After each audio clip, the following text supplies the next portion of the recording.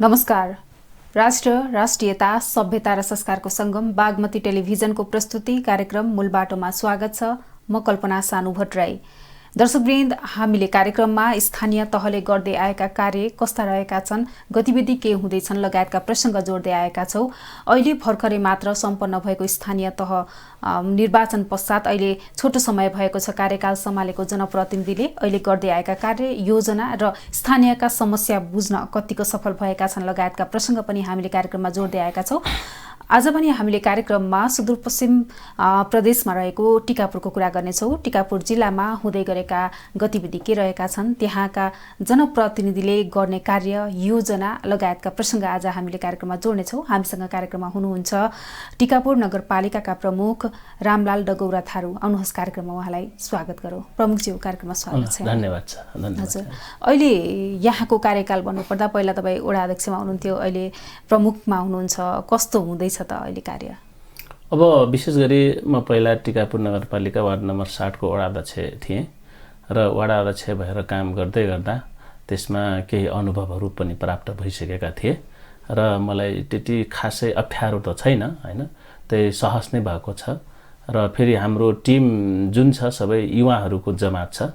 अब युवाको जमात भएको कारणले गर्दा सबै टिम चाहिँ हामीप्रति एकदमै अब यो टिकापुर बनाउनलाई सबैको सकारात्मक ध्यान आकर्षण भएको छ।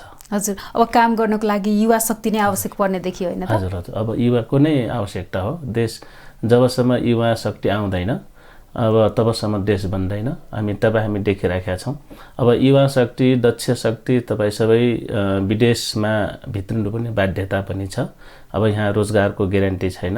अब पुनः फेरि अब युवा जेनेरेसनहरूले अब देशमा चाहिँ अब जनप्रतिनिधि भएर आइरहँदा थोरै देश परिवर्तन हुन्छ कि भन्ने पनि लाग्छ। हजुर, अब रोजगारीको कुरा गर्नुभयो यहाँले। अब टिकापुरमा विशेष गरी सुदूरपश्चिम जिल्ला, त्यहाँबाट धेरै मानिसहरू रोजगारीको लागि बाहिर पनि जानुहुन्छ। नजिकै सिमानाका पनि रहेको छ, हैन, भारतीय सिमानाका। त्यतातर्फ अब रोक्नको लागि, त्यहाँ रोजगारी सृजना गर्नको लागि चाहिँ तपाईले के कस्तो योजना बनाउनु भएको छ त? अब रोजगारी पर्याप्त मात्रामा हाम्रो देशमा नभइसकेपछि रोजगारीको खोजीमा बाहिर देशमा जानुपर्ने बाध्यता अवस्था छ। अब विशेष गरी यो चिजमा चाहिँ नेपाल सरकारले नै थोरै जिम्मेवारी बन्नुपर्दछ, हैन। अब नेपाल सरकार जिम्मेवारी नहुन्जेलसम्म चाहिँ देशमा समृद्ध सुशासन चाहिँ कायम गर्न सकिँदैन। तर फेरि पनि अब हामीसँग 2-3 तहको सरकार भइसकेपछि मुख्य दायित्व चाहिँ अब केन्द्र सरकारको हुन जान्छ भने दोस्रोमा चाहिँ प्रदेश सरकार अनि तेस्रोमा चाहिँ स्थानीय सरकार आफैमा छँदैछ। तर स्थानीय सरकार र जुन किसिमले अब देशव्यापी रूपमा 753 वटामा हामीले यो स्थानीय सरकारले गरेको गतिविधि प्रत्यक्ष जनतासँग जोडिएका हुन्छन् र जनतालाई चाहिँ अब त्यो बहानामा विभिन्न किसिमका रोजगारीका सिर्जनाहरू गतिविधि हामी गर्न गरेको पाउने गर्दछौँ। तर त्यतिले मात्र पूर्णता पाएको छैन। अब हामी टिकापुर नगरपालिकामा विभिन्न किसिमका हामीसँग दायित्व निकाय, सरोकारवालाहरू, विभिन्न लगानीकर्ताहरूसँग अब हामी आह्वान गर्दैछौँ। आह्वान गरेर चाहिँ अब टिकापुरमा थोरै रोजगारी को एउटा सम्भावनाहरू छन्। त्यो सम्भावनाले यदि चुम्न सक्यौँ भने साँच्चीकै टिकापुरमा एउटा रोजगारीको ग्यारेन्टी गर्न सक्छौँ भन्ने कुरा हो। किनकि अब टिकापुरमा एकदमै पर्यटनको हिसाबमा पनि अगाडि छ, पर्यावरणहरू पनि अगाडि छ। तपाईँको कृषि क्षेत्रलाई जोडेर गयौँ त्यहाँ पनि एउटा सम्भावनाहरू छन्, हैन। अब शिक्षाको क्षेत्रमा हामी टिकापुरलाई शिक्षाको हब बनाउनुपर्छ भनेका छौँ। अब यो विविध कारणले अब विभिन्न प्रचुर अब उद्योगको सम्भावनाहरू पनि छन्। त्यहाँ विभिन्न उद्योगका लागि कच्चा पदार्थ खानेहरू पनि छन्। जस्तै उदाहरणका लागि बेतबाँस हामीसँग त्यहीँभित्र पर्दछ। अब विभिन्न तालतलैहरू छन्। तपाईँको अब हामीसँग त्यत्रो ठुलो कर्णाली नदी बगिरहेको छ। अब यी सबै पर्यटन पर्यावरणको लागि पनि अब हामीले साँच्चैकै रोजगारी गर्न यदि हाम्रो साँच्चैकै नेपाल सरकार इच्छा शक्ति आउँछ भने त्यहाँ धेरै प्रचुर सम्भावनाहरू छन् र त्यसमा अब त्यो किसिमले चाहिँ टिकापुर चाहिँ सधैँभरि हामी स्थानीय सरकारको हिसाबले चाहिँ त्यो गर्न तयार छौँ। तर हाम्रो लगानी अलि कम परिदिएको हुन्छ, हैन। हामीसँग साधन स्रोतहरू कम हुन्छन्। त्यसकारण त्यो साधन स्रोतलाई युटिलाइज गरेर चाहिँ हामी पक्कै पनि प्रदेश सरकार, सङ्घ सरकारसँग पनि आह्वान गरेका छौँ। हजुर, अब भएका सम्भावना तपाईँले भनेअनुसारका क्षेत्रहरूमा भएका सम्भावनालाई अब प्रयोग गर्ने सोचमा हुनुहुन्छ। हजुर, एकदम हामी त्यही सोचमा लागेका छौँ। हजुर, अब उद्योगको कुरा गर्नुभयो, अब त्यहाँबाट अब हामीले देख्ने भनेको वेदव्यास नै रहेको छ होइन, बाहिर आउने त्यो सामग्रीहरू बनाउने त्यो निकै नै लोकप्रिय पनि बन्दै गएको छ अहिले बजारमा हेर्दाखेरि। अब त्यो बाहेक अन्य उद्योगको सम्भावना चाहिँ के रहेको छ? अन्य उद्योगको सम्भावनामा थोरै अब मैले तपाईँको अब देशभरि रूपमा चाहिँ अब यो मलको किसानहरूको लागि मलको पटक पटक यो समस्या आउने गर्दछ। अब खेती गर्ने समयमा चाहिँ किसानले मल पाएन भने त्यहाँ एउटा समस्या रहेको छ होइन। जहिले पनि उत्पादनमा अब ह्रास आउने, उत्पादन नभइदिने, समयमा मल नपाइदिने। अब त्यहीसँग जोडेर चाहिँ अब हामी प्राङ्गारिक मल बनाउनु पर्छ कि भनेर एउटा हाम्रो पुरै टिम चाहिँ लागेको छ। अब त्यो टिमलाई चाहिँ हामी रिसर्च गर्दैछौँ र केही दिनभित्रमा फोहोर मैला व्यवस्थापनसँगै जोड्ने र तपाईँको कुहिने आइटम चाहिँ मलमा कन्भर्ट गर्ने र चाहिँ नकुहिने आइटमलाई चाहिँ फेरि त्यसलाई कच्चा पदार्थ बनाएर फेरि त्यसलाई चाहिँ वस्तु निर्माणमा चाहिँ त्यो कच्चा पदार्थलाई प्रयोग गरेर अगाडि बढाउने त्यो सिस्टमबाट चाहिँ हामी अगाडि बढेका छौँ। र विभिन्न हामीसँग नयाँ युवाहरू जोडिनु भएको छ। उहाँहरूले चाहिँ खोजीको लागि हामी अनुसन्धानको लागि हामी लागि परेका छौँ। र अब लगभग तपाईँको देशभरि रहेका हाम्रो यो जस्तै प्लास्टिक जन्य वस्तुहरूलाई चाहिँ हामी टिकापुर क्षेत्रमालाई चाहिँ त्यसलाई प्रशोधन गरेर फेरि कच्चा पदार्थको रूपमा डाइभर्सन गर्न सक्ने त्यो किसिमको हामी छलफल गर्दैछौँ। र त्यहाँ फेरि तपाईँको लगभग 100औं सङ्ख्याका हामी बेरोजगारी अन्त्य गर्न सक्छौँ, रोजगारी सिर्जना गर्न सक्छौँ। अब किसानको प्राङ्गिक मलसँग जोडेर र प्लास्टिक आइटमलाई चाहिँ त्यसलाई फेरि चाहिँ प्रशोधन गरेर कच्चा पदार्थमा डाइभर्सन गरेर त्यसलाई अगाडि बढाउन सक्छौँ भने। र अर्को कृषि क्षेत्रलाई फेरि अब हामी विभिन्न अब हामीसँग जोडिएका साथीहरू पनि हुनुहुन्छ। उहाँहरू पनि मार्फत अब कृषि क्षेत्रलाई चाहिँ डेभलप गर्नको लागि हरेक चिजमा चाहिँ हामी नयाँ नयाँ किसिमका आधुनिकीकरण गर्दै र कृषिलाई व्यवसायमुखी गरेर चाहिँ अगाडि बढाउनलाई सबै किसानसँग जोड्दै फेरि त्यतातिर पनि हामी जोड्ने भनेर त्यो अभियानमा लागेका छौँ। हजुर, अब त्यहाँ अब स्थानीय जनताको समस्याको कुरा आउँछ। तपाईँ त पहिले पनि अब 5 वर्ष सम्हाल्नु भएको, स्थानीयको सेवा गर्नुभएको होइन। अहिले अब नगर प्रमुख भइरहँदाखेरि अब दायरा ठुलो हुन्छ होइन, पक्कै पनि अब ओडाको भन्दा नगरकै प्रमुख भएर काम गर्नु पर्दाखेरि समस्या के देख्नुभयो त? अब विशेष गरी अब समस्या के हुँदो रहेछ त भन्दाखेरि अब एउटा वडा अध्यक्ष भइरहँदा र नगरपालिकाको प्रमुख भइरहँदा त्यो स्वतः फरक हुने कुरा स्वाभाविक हो। अब किनकि अब तपाईँको एउटा सीमित एउटा हामी वडा सम्हालेका थियौँ, पुरै अब 9वटा वडालाई सम्हाल्नु पर्ने होइन। र सरकारको प्रमुख, स्थानीय सरकार प्रमुख त्यो सबै अब राम्रो काम भए पनि नराम्रो काम भए पनि सबै नगर प्रमुखसँग ठोकिन आउँछ त्यहाँ होइन। प्रमुखसँग नै ठोक्यौँ कारणले गर्दा जिम्मेवारी धेरै बढिएको छ र जनताहरूको असीमित सपनाहरू छन् होइन। हामीसँग साधन स्रोतहरू सीमित छन्। अब त्यसले गर्दा फेरि अन्तर्विरोधहरू सिर्जना हुने स्वाभाविक प्रक्रिया हो। र त्यसलाई चाहिँ असीमित सपनालाई साकार गराउनको लागि फेरि स्थानीय सरकार मात्र सबै सम्भावना छैन।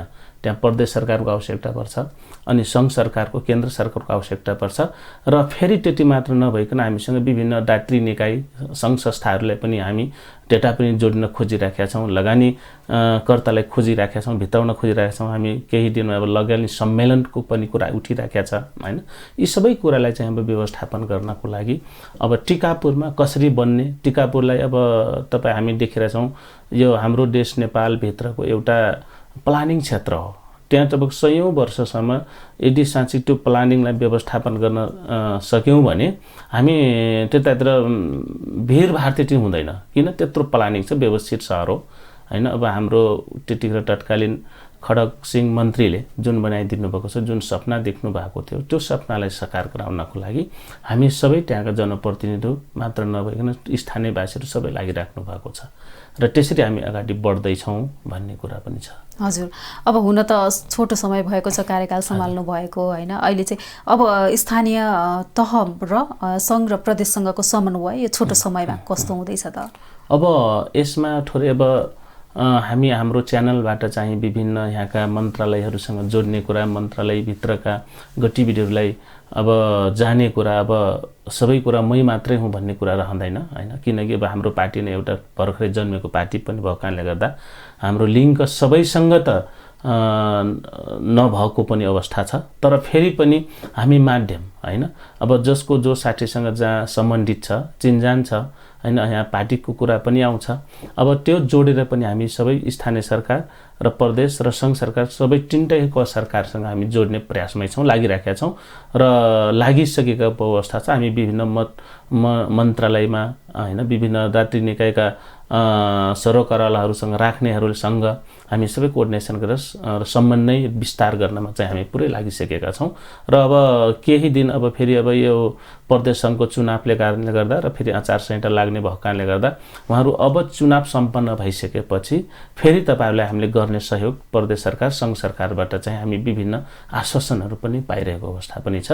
र यतिखेर बजेट फेरि विनियोजन गरिसकेको अवस्था हो र अहिले खालि हामीले विभिन्न मन्त्रालयमा चाहिँ आफ्ना टिकापुरको बारेमा समस्याहरू चाहिँ हामीले दर्ता गराउने काम व्यापकता भएको छ। र अब निर्वाचन पछि फेरि आउनु अब हिउँदे अधिवेशन सँगसँगै अब त्यतिखेर पनि तपाईँहरूको योजनाले कार्यान्वयनको पाटोमा अथवा बजेट विनियोजन गर्नेमा चाहिँ लाग्ने विभिन्न आश्वासनहरू हामी पाएका छौँ। हजुर, अब हामीले अलिकति फर्केर हेर्दा त्यो समय तपाईँको कार्यकालको समय त थिएन, तर त्यो कोरोनाको समय थियो जब अब विश्वव्यापी रूपमा सबै विद्यालयहरू बन्द भए अनि अनलाइन प्रविधिबाट पढाउने पनि भनियो। तर सुदूरपश्चिम प्रदेशतिर अलि विद्यार्थीहरूको त्यो पहुँच पनि पुगेन हैन। त्यो शिक्षालाई व्यवस्थित गर्न, शिक्षालाई प्राथमिकता दिनलाई अलिकति चुकेको पनि देखियो त्यो समयमा। अब तपाईँको योजना के छ? तपाईँको कार्यकालमा शिक्षालाई के कस्ता प्राथमिकता दिनुहुन्छ त? अब वास्तवमा नेपालको जुन 3 तहको संरचना छ, यो संरचना सरकारको संरचना र 7वटा प्रदेशमा जो वर्गीकरण गरिएको छ देशलाई हैन, र यसमा साँच्चीकै हेर्नु सुदूरपश्चिम प्रदेश अथवा 7 नम्बर प्रदेशलाई चाहिँ कहीँ न कहीँ यो सरकारले हेर्ने दृष्टिकोण अलि फरक छ कि त भन्ने पनि लाग्छ है। मेरो आफ्नो अनुभव मात्र सेयर गर्न खोजे। अब किनकि अब केन्द्रीय सरकार अब काठमाडौँमा छ हैन, अब केन्द्रको सरकारको र फेरि यताकता अब विभिन्न नजिकसँग पनि उहाँहरू जोडिनुहुन्छ हैन, र केन्द्र सरकारले प्रदेश सरकारलाई हेर्नेमा हाम्रो 7 नम्बर प्रदेशले अलि अछुटो व्यवहार पनि पाउने गर्दछौँ। र फेरि 7 नम्बर प्रदेश हामी गइसकेपछि हाम्रो प्रदेश सरकारको राजधानी धनगढीले फेरि हाम्रो क्षेत्रलाई, टिकापुर क्षेत्रलाई थोरै अब हेर्ने दृष्टिकोण अलि फरक। 2072 सालको जो संविधानको घोषणा हुँदै थियो त्यो सँगसँगै अब परिघटनाहरू घट्यो, त्यो राष्ट्रिय स्तरमै चर्चाको विषय पनि बनेका छन् हैन। र त्यो चर्चाको कारणले गर्दा फेरि हाम्रो टिकापुर नगरपालिकालाई हेर्ने दृष्टिकोण अलि फरक छ कि त, तर फरक हेर्नुहुन्न हैन। 72 सालको एउटा आन्दोलनको क्रममा एउटा घटना घट्यो, त्यो दुःखद घटना, त्यो सबैले चाहिँ मनन गर्नै पर्छ। र त्यो घटनाबाट नयाँ किसिमका मान्छेहरूको चेतनाको विकास भइसकेको छ हैन, जहाँ तपाईको जुन ठाउँमा विकास उन्मुखतिर गएन भने त्यहाँ कहीँ न कहीँ कुनै न कुनै तत्त्वले हाबी गरिरहेको हुन्छ। तर अब त्यो अवस्थाले ढक्का गइसकेपछि टिकापुरमा मान्छेले हेर्ने दृष्टिकोण एउटा पाटा त बनेकै छ, तर त्यहाँका मान्छेहरूको सकारात्मक सोचको विकास पनि भएको छ हैन। हामी विगत के गर्यौं एउटा पाटो, तर अब वर्तमानमा चाहिँ भविष्यलाई हेरेर चाहिँ अब हामी सबैले चाहिँ मिल्नुपर्छ, एकताबद्ध हुनुपर्छ, हामी जो कोही यो टिकापुर बन्नुपर्छ भनेर सबै त्यहाँका समुदायहरू लागिराख्नु भएको छ। र फेरि कतिपय राजनीतिक दल पार्टीको पनि त्यो सकारात्मक सोच पनि हामी पाइराखेका छौँ। र फेरि नयाँ किसिमका राजनीतिक दलका पार्टीका नेतृत्वहरू पनि आइराख्नु भएको छ, अलि युवा जेनेरेसनहरू पनि आइराख्नु भएको कारणले गर्दा त्यहाँ अलि टिकापुरमा राम्रो छ। अब टिकापुरलाई चाहिँ देशभरिका हाम्रो जति पनि छ हामी मानवको एउटा सञ्जाल छ, अब टिकापुरलाई त्यो सकारात्मक दृष्टिकोणले हेरिदिनुपर्छ हैन। सधैँभरि नकारात्मक रूपले हेऱ्यौँ भने त्यो अलि नमिठो हुन्छ कि नराम्रो हुन्छ कि। टिकापुर पनि यो देशको एउटा पार्ट हो हैन, एउटा स्थानीय सरकार छ, त्यहाँ पनि हरेक चिज छ, त्यहाँका मान्छेहरू पनि सकारात्मक दृष्टिकोणले हेरिदिनुपर्छ र सधैँभरि सँगैसँगैले हेरिनुहुन्न। त्यसकारण अब त्यो क्षेत्रलाई चाहिँ अब बनाउनको लागि सबै त्यहाँका चाहे तपाईँको राजनीतिक दल पार्टी हो, चाहे सरकारवाला व्यक्तित्व हो, सबैले चाहिँ अब टिकापुर बनाउनको लागि हाम्रो सम्पूर्ण योगदान हामी हाम्रा नेतृत्वलाई चाहिँ सल्लाह सुझाव दिनुपर्छ भनेर यसरी आइराख्नु भएको छ। त्यसकारण सहज छ, त्यति अप्ठ्यारो छैन। हजुर त्यो अप्रिय घटनालाई अब हामी सम्झिन पनि चाहँदैनौँ हैन त्यो हजुर अब अगाडि बढ्नुपर्छ अब स्थानीय तहले नै जनताका समस्या बुझ्नुपर्छ अब तपाईले भने जस्तै सबैले अपहेलना गरेको हो कि हैन भनेर पनि भन्नुभयो तपाईले टिकापुरलाई अब त्यसलाई चिर्दै अब अगाडि बढ्नुपर्छ विकास निर्माण पनि गर्नुपर्छ हैन अब त्यसको लागि अब तपाईले धनगढी जुन रहेको छ तपाईहरुको समन्वय गर्ने थलो रहेको छ त्यसपछि यता संघतिर पनि आउँछ हैन अब त्यताबाट तपाईहरुले कस्तो किसिमको प्रतिक्रिया पाइराख्नु भएको छ त अहिले अब उहाँहरुको पनि अब जुन अब यो खडक बहादुर सिंहले बनाएको प्लानिङलाई चाहिँ अब हामीले फूलबट्टा भरेर चाहिँ सिंगार्यौं भने त्यो सायद हाम्रो 753 वटा स्थानीय तहमध्ये टिकापुर राम्रो बन्न सक्छ भन्ने सबैको त्यो बुझाइ छ तर भित्री इच्छा चाहिँ थोरै अलि नपाइरहेको अवस्था पनि छ हैन त्यसरी त्यो छ र यदि साँच्चै त्यो किसिमले गयो भने त्यो टिकापुर साँच्चै हाम्रो 7 नम्बर प्रदेशको एउटा नमुना नगरपालिका पनि बन्न सक्छ त्यो बराबर अरु राम्रो बन्न सक्दैन त्यस्तो त्यो ठाउँ छ किनकि तपाईँको यत्रो देशकै कर्णाली नदी लामो नै त्यही क्षेत्रबाट बगिरहेछ हैन अब त्यो कर्णाली नदीको हामीले फाइदा लिन सकेका छैनौं हैन जहिले पनि हामीलाई एउटा त्यो नदीले खाली हामीलाई दुर्घटना भनौं न अब कटान बगान डुबान मात्रलाई हेरिराखेका छौं पर्यटन पर्यावरणको हिसाबले अगाडि बढ्नु त्यो तपाईको स्वर्गै हो नि त हैन त्यो किसिमले हेर्न सक्छ अब तपाईको टिकापुर पार्क हेर्नुस् ऐतिहासिक पार्क हो अब त्यत्रो पार्कलाई अझै हामीले चाहिँ माथि अब केन्द्र सरकारबाट ध्यान प्रदेश सरकारको ध्यान गएको छैन अब हामी तपाईको दुर्लभ जन्तु त्यही पाउँछौं डल्फिनहरु हैन अब बेडबासको मैले अघि नै भने त्यहाँ खानी छ अनि हजुरको धार्मिक क्षेत्रलाई जोडेर गए पनि त्यहाँ पडम प्रकाशेश्वर महादेव मन्दिर छ त्यो विश्वको सबैभन्दा ठूलो शिवलिङ्ग भएको मन्दिर हो हैन त्यत्रो त्यही ठाउँ पर्छ हेर्नुस् अब त्यस्तो सम्भावना र सभ्यता भएको ठाउँलाई अब यदि हामीले साँच्चै प्रदेश सरकार र संघ सरकारले ध्यान दिन सकेन भने त्यो त हाम्रो टिकापुरवासीलाई मात्र घाटा होइन नि त त्यो सम्भावना चुम्न सक्यौ भने तपाईको राष्ट्रिय अन्तर्राष्ट्रिय जगतका पर्यटन पर्यावरणलाई भित्राउन सक्ने त्यो ठाउँमा चाहिँ एउटा डेभलपमेन्ट गर्न सक्ने त्यो त नेपालकै एउटा आइस रोडको गन्तव्य बन्न सक्छ नि त ठाउँ बन्न सक्छ त्यो एउटा इन्कम हुने आइस रोड बन्न सक्दछ अब त्यसैसँग जोडेर तपाईको चिसापानी पुल छ उता गएर ठाकुरद्वार छ हैन उता गएर नदी कोरिडोर निर्माण गर्न सक्यौ भने फेरि तपाईको धेरै फाइदा लिन सकिन्छ उता महेन्द्रनगरको सँग जोड्न सक्यो उता हरेक सम्भावना भएको क्षेत्र त्यो सेन्ट्रलाइज छ र उता ठक्कै तपाईको 5 मिनेटमा हामी इन्डियाको बजारसँग टच छौं हैन र फेरि त्यही नजिक अब ठूलो भन्सारको अवधारण ल्याएर हामी अगाडि बढाउन खोजिरहेका छौं उता कर्णाली नदी पथरिया नदी तपाईको मोहना नदी यी सबै नदीहरुको पनि संगम भएकाले गर्दा त्यहाँ चाहिँ प्रचुर सम्भावना रहेछ र उता अब सरकारको ध्यान त गएकै छ हैन जस्तै गौरवका योजना रानीजम र कुलहरिया पनि त्यही क्षेत्रमा भएको छ र अझै यसलाई व्यवस्थित गर्नको लागि थोरै अझै हामीले माथिबाट नै पोलिसी बनाएर अलि त्यतातिर ध्यान दियो भने त्यो सम्भावनाको अति बन्न सक्दछ हजुर अब टिकापुरमा यहाँले भने जस्तै जस्तो धार्मिक र पर्यटकीय हिसाबले पनि निकै नै प्रख्यात पनि मानिन्छ हैन अब तपाईले भन्नुभयो अब पार्कको कुरा गर्नुभयो धार्मिक स्थलहरुको कुरा गर्नुभयो अब त्यसलाई अझ व्यवस्थित बनाउनको लागि तपाईहरु अगाडि पनि बढ्दै हुनुहुन्छ अनि स्थानीय तहले गर्नुपर्ने कार्य तपाईले गर्नुपर्ने कार्य त्यहाँ छ तपाईका गुरु योजनाहरु के रहेका छन् अब पर्यटन भित्राउने भनेर हामीले सोच त राख्छौं नि तर त्यसलाई अलि व्यवस्थित बनाउन त्यहाँ गएर पर्यटकहरु बस्नको लागि पर्यटकीय पूर्वाधारको हिसाबले अझ व्यवस्थित बनाउनको लागि के छ त अब त्यसको लागि हामीसँग धेरै गुरु योजना छन् टिकापुर पार्कको आफ्नै गुरु योजना छ त्यो गुरु अनुसार हामीले त्यसलाई व्यवस्थापन गर्न सकेका छैनौं जस्तै कर्णाली सामुदायिक वन भित्रको तपाईको प्रचुर सम्भावना छ त्यसको हामी डीपीआर बनाएका छौं त्यसलाई व्यवस्थापन गर्न सकेका छैनौं अनि ओझुहाटाल तपाईको एउटा सी आकारको ओझुहाटाल छ र त्यसलाई व्यवस्थापन गर्न सकेका छैनौं त्यही नजिकै जोडेको डल्फिन क्षेत्र छ त्यसलाई व्यवस्थापन गर्न सकेका छैनौं विपिन कुञ्ज छ चक्रपट बाह्य चक्रपट भित्री चक्रपट छन् अब यी सबै अब टिकापुर नगरपालिकाको बजेटले मात्र त पुग्दैन हैन त्यसकारण हाम्रो साधन स्रोत को अभावले गर्दा चाहिँ त्यो हामी त्यसलाई व्यवस्थापन गर्न सकेका छैनौं यदि त्यो किसिमको लागि त फेरि हाम्रो तपाईको अब प्रदेश सरकार र संघ सरकार र डाइटी निकायसँग सहयोग माग्नै पर्ने हुन्छ र यदि त्यो सम्भावनालाई चुम्नको लागि त फेरि हाम्रो बजेटले साधन स्रोतले भ्याउँदैन हामीले खाली एउटा त्यसलाई डिमार्केसन मात्र दिन सक्छौं हैन त्यसलाई एउटा डीपीआर बनाएर त्यसको प्लान मात्र दिन सक्छौं त्यसको कार्यान्वयनको पाटो त फेरि हामीले प्रदेश र संघ सरकारसँग नै हायर गर्नै पर्ने हुन्छ त्यो समस्या चाहिँ हामीसँग रहेको छ र अलि त्यतातिर मैले ध्यान सरकारको गएन कि त भन्ने कुरा मात्र हो हजुर। अब कृषिको कुरा गर्नु पर्दाखेरि टिकापुरमा कृषिको सम्भावना त्यहाँको लागि मुख्य अलिकति बाहिरपट्टि निर्यात गर्न सक्ने सम्भावना रहेका केही बालीहरू यस्ता छन् होइन, ती बालीहरूलाई अब निर्यात गर्नको लागि केही छ त? अब टिकापुर तपाईँको यस्तो उत्पादन क्षेत्रको हिसाबमा तपाईँ जहाँ छाड्दिनु धानको जहाँ लगाइदिनु त्यस्तो उत्पादन हुने क्षेत्र हो होइन। अब त्यो किसिमको राइन्जमरा पनि छ। अब त्यहाँको वस्तुलाई चाहिँ हामीले निर्यात गर्ने ठाउँ पाइराखेका छैनौँ, बजारीकरण पाइराखेका छैनौँ होइन।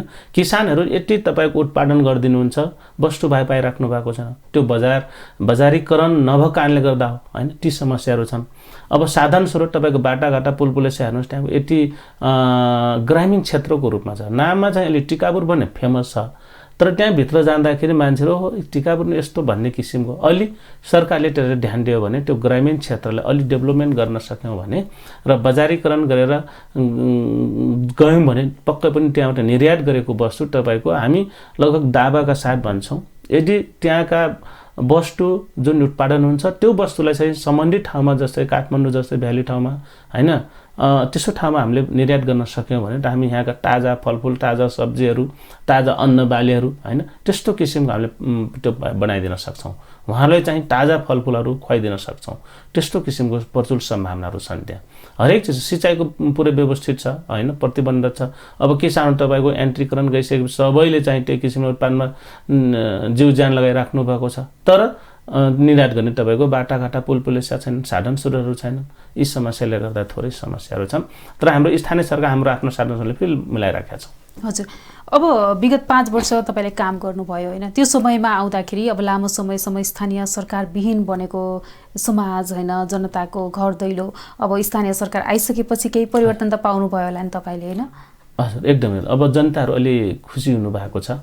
अब यो भन्दाखेरि अब सरकारले जुन अब सिंहदरबार गाउँ गाउँमा घर घरमा भन्ने कुरा गइसकेपछि प्रत्यक्ष जनताहरू आफ्ना गुनासाहरू भन्ने मौका पनि पाउनु भएको छ र फेरि अब विगत र अहिलेको तुलनामा स्थानीय सरकार आइसकेपछि अलि व्यवस्थित पनि भएको छ र जनताहरूले प्रत्यक्ष भन्न पाउने ठाउँ पाउनु भएको छ होइन। बाटाघाटा पुलपुलेसा तुरुन्त कहीँ हुने बित्तिकै उहाँहरूले चाहिँ ल हाम्रो समस्या छ, समस्या तुरुन्त गरेर त्यसलाई चाहिँ योजना बनाएर कार्यान्वयन गर्ने पाटो छिटो भइहाल्छ होइन। जनताले यो सुविधा पनि भएको छ र थोरै अब हाम्रो साधन स्रोतले अलि समस्याले गर्दा मात्र भयो र सरकारले अलि ध्यान दिनुपर्छ भन्ने कुरा हो। र जनताहरू चाहिँ अब असीमित सपनाहरू छन् होइन, ती सपनालाई साकार गराउनको लागि फेरि अझै हामी लागिराख्नुपर्छ र विभिन्न मिडियाहरूले पनि अब अलि त्यसलाई टिकापुलाई हाइलाइट ल्याउनुपर्छ भन्ने कुरा हो होइन।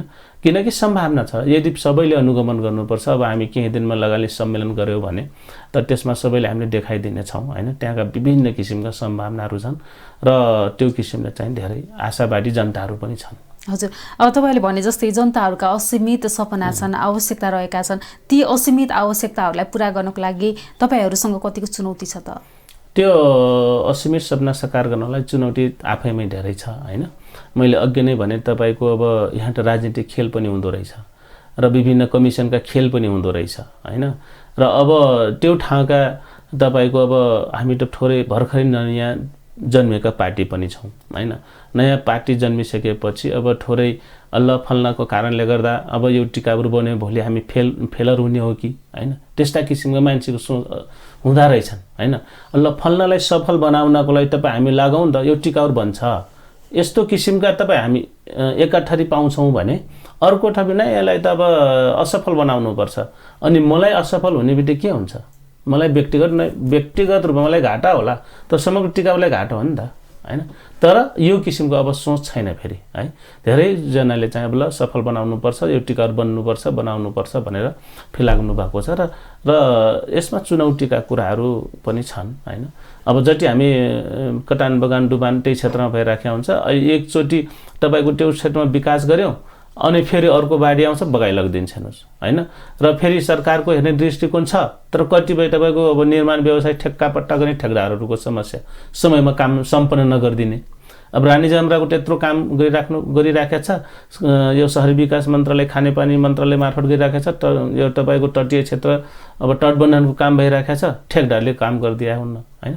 यी समस्याहरू पनि छन् तर अब यी समस्यालाई अब थोरै अब हामीले चुस्त दुस्तका साथ अगाडि बढाउन सक्यौँ भने हाम्रो स्थानीय लेभलबाट चाहिँ हामी त्यसमा टाइट रूपमा गइराखेका छौँ। तर फेरि अब मेन ठेकदार काठमाडौँ बस्या हुन्छ, पेटी ठेकदार हुन्छ। पेटी ठेकदारले चाहिँ ठेकदारले कहिले पैसा दिएन, कहिले के गरेन होइन, त्यस्तो सानतिना कुराले गर्दा चाहिँ फेरि बजेटहरू ओझेलमा परिरहेको अवस्था हामी पाउने गर्दछौँ।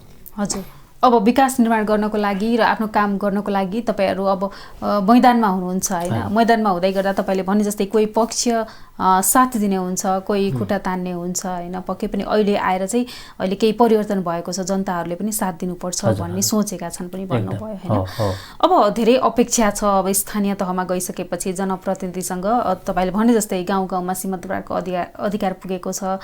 अब सबै गुनासाहरू सम्बोधन चाँडै हुन्छ होइन, पहिलेभन्दा अहिले व्यवस्थित पनि भएको छ। अब त्यो विश्वास, त्यो भरोसा तपाईँहरूसँग जुन रहन्छ स्थानीयको, अब त्यसलाई पुरा त गर्नु पर्यो होइन। के छ स्थानीयले चाहिँ अहिले आइसकेपछि जुन यो मुलुक परिवर्तन भयो होइन, अब तपाईँ पनि आइसक्नुभयो, यो दोस्रो कार्यकाल छ होइन। अब अहिले चाहिँ कतिको साथ छ त उहाँहरूको? अब जनताहरूको साथ त हामी धेरै पाइरहेका छौँ होइन। अब जनताहरूले मान्छेले प्रत्यक्षमा फिल्टर गर्ने मौका पनि पाउनु भएको छ होइन। र हिजोको दिनमा तपाईँको एक किसिमले मात्र शासन सत्तामा आउने त्यो अवस्था थियो नि त। आज त्यो अवस्थाले चेन्जिङ भएको छ होइन। जनताहरूले आफ्नै अब हिजोको जहिले पनि ठुलाबाट हाली मात्र गइराख्ने, आज एकदमै सर्वसाधारण मान्छेहरू त्यो ठाउँ पुगाउने काम भएको छ। त्यस कारण चेन्जिङ भएको छ र जनताहरूको पनि यो स्थानीय सरकार हाम्रो है अपनत्वको महसुस गर्नुभएको छ। त्यो किसिमले हामीले पाउने गर्दछौँ। र विगतमा तपाईँको त्यही ठुलाबडा होइन, त्यही धनादे व्यक्तित्वहरू मात्र आउने गर्थे। अब थोरै अहिले त्यसमा सहज भएको छ र जनतालाई पनि अब यो हाम्रै सरकार हो, हाम्रै दाजुभाइ हुन्, हाम्रै मान्छे हुन् भन्ने त्यो किसिमको भान भएको छ र अपनत्व महसुस भएको छ। र फेरि स्थानीय लेभलमा तपाईँको अब वर्षौँदेखि तपाईँको आफूसँग रहेका कल्चरहरू छन्, संस्कृतिहरू छन्। ती संस्कृतिलाई चाहिँ उहाँहरू तुरुन्तै बेनिफिट पाउनुहुन्छ। ल हाम्रो संस्कृतिलाई उहाँले सम्मान गरिदियो है, ल हाम्रो संस्कृतिमा एउटा दिवस मनाउन अथवा जन्म महोत्सव मनाउन पनि उहाँको सरकारको पनि ध्यान आकर्षण भएको छ, अपनत्व भएको छ।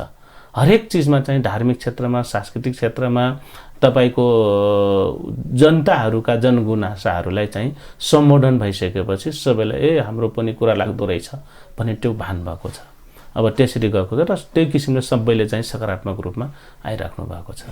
हस्, हाम्रो कार्यक्रमको समय सकिसकेको छ। तपाईँले अब टिकापुरमा हुँदै गरेका गतिविधि, तपाईँका योजना, भर्खरै मात्र कार्यकाल सुरु भएको छ होइन, तपाईँका योजनाबारे हामीमाझ कुराकानी राखिदिनु भयो। तपाईँको समयको लागि तपाईँलाई धेरै धेरै धन्यवाद दिन चाहन्छौँ। ल यहाँले पनि हाम्रो अब टिकापुर नगरपालिकाको केही मूलभूत कुरा राख्ने मौका दिनुभएको छ, अवसर दिनुभएको छ। यो बागमती टेलिभिजनलाई पनि म हार्दिक धन्यवाद दिन चाहन्छु।